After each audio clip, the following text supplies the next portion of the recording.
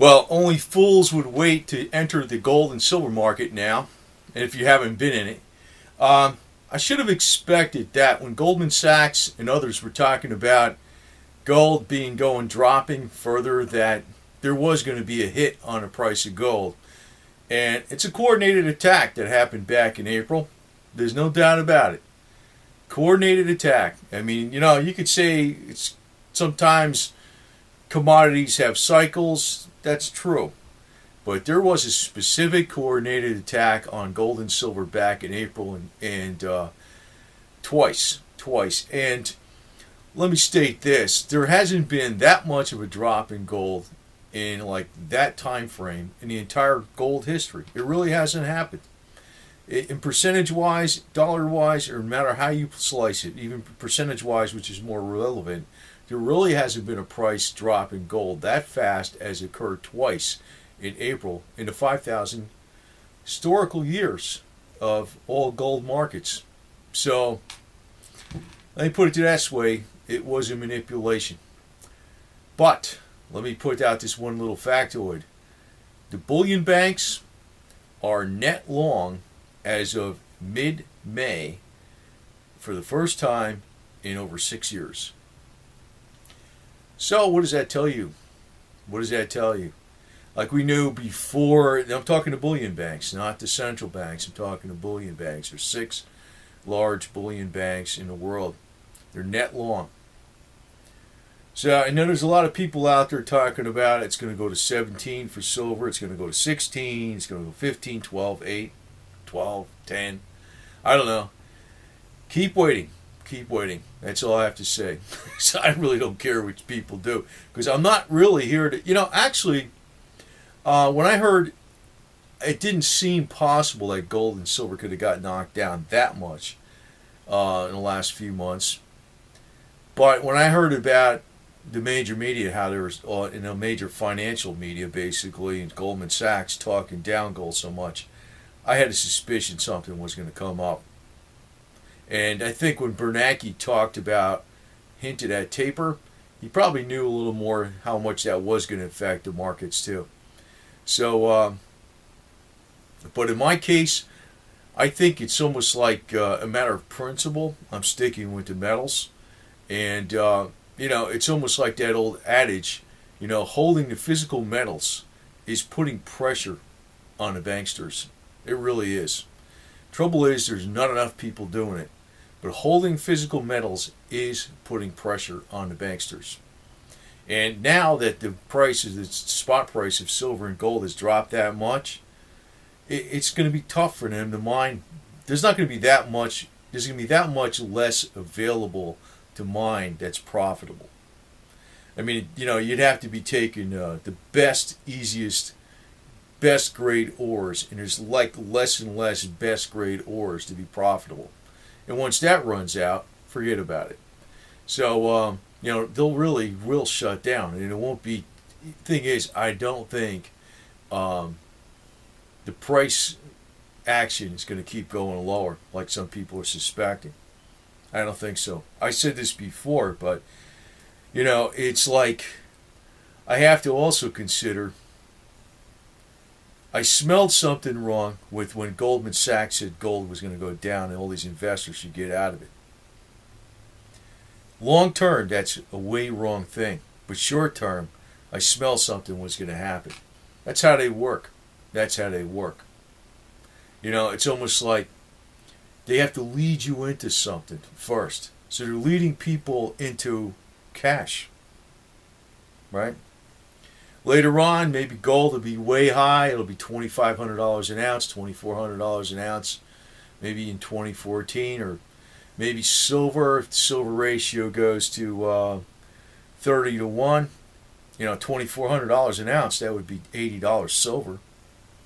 If it's 33 to 1, it'll be over 70 something at $2,400 an ounce gold. Very, very possible. And this is what I expect. But I do not think that will be the final top for the metals. I think that's going to be another peak and maybe another pullback. And I think the final one is going to be 2017, 2018, or thereabout. That's really when it's going to be. So, it's like people right now that are the naysayers and saying to stay in fiat cash, and you come out with these calculations. Silver so could be produced at $8 an ounce and stuff. Just a lot of ways you can calculate how you can produce, mine the metals, because you really don't have access to everything and all the information that's out there. Because maybe the land when they bought it 30 years ago was only worth so much money, right? But that's what's being depreciated on the books. Maybe some of the equipment they got that's been rebuilt a whole bunch of times 2 decades ago is only worth so much money, right? So, I mean, if the pressure comes on and demand comes on for more gold and silver, there's going to be additional land acquisitions, additional impact fees, additional environmental studies, additional roadways that have to be put in, additional irrigation, more outlays for capital expenditures, and they have to be convinced that the gold price will stay high enough to put out an outlay for capital expenditure that's going to last 10, 20, 30 years. They have to really be convinced. So, it's like the pendulum is going to swing hard the other way. It's almost like, a Super Ball has hit the ground hard and it's going to bounce hard.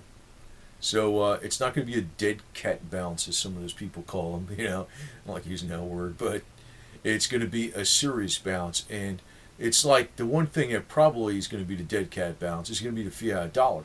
The fiat dollar. Because in relation to hard physical assets that have been on this earth as a method of trading and as a true money for 5,000 years, I can't see the fiat dollar outlasting gold. Not in a million years. Under all the economic crises and catastrophes or whatever we have coming up. China's hit a wall now too. And the United States, I don't know how they expect to turn things around, because it's really been the policy of the globalists why the United States economically has suffered in the last years. And highlight that with Detroit. It has been the policy of the globalists. And it looks like China was where most of the industry went, and they hit a wall themselves. So, what I think is really going on is the financial money bullshit is like a parasite on the true economy. The bureaucrats, it's like shuffling paper, rules, regulations. It's like a parasite on the true producers, and the true producers are the ones, that turn the wrenches, drive the trucks or whatever the heck it is, operate the machinery, and that type of stuff, grow the food and everything else. So, it's like we have a very top-heavy economy with bureaucrats and financial experts, supposedly, quote unquote, and that's really the big drag on the economy, besides the government itself.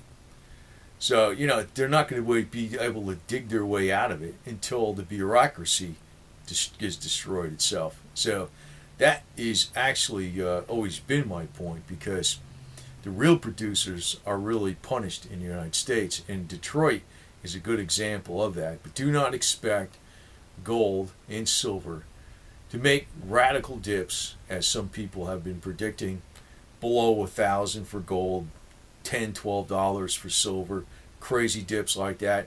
Do not expect that to happen, because it appears that the attack is over, and now people are being misled that it's going to continue to go lower, whereas the shrewdest, biggest money is going long.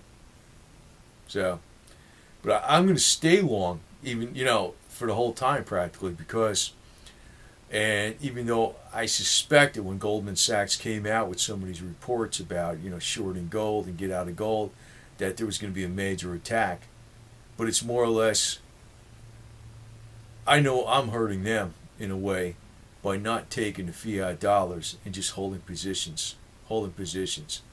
Actually, if enough people did that, you would break them. Max Kaiser I don't think he tells you all the truth in things, of course. Like, I mean, he talked about Eric Sprott being a silver vigilante. We know that's not true. We know that's not true. But in effect, all the small investors are silver vigilantes. So just hold on.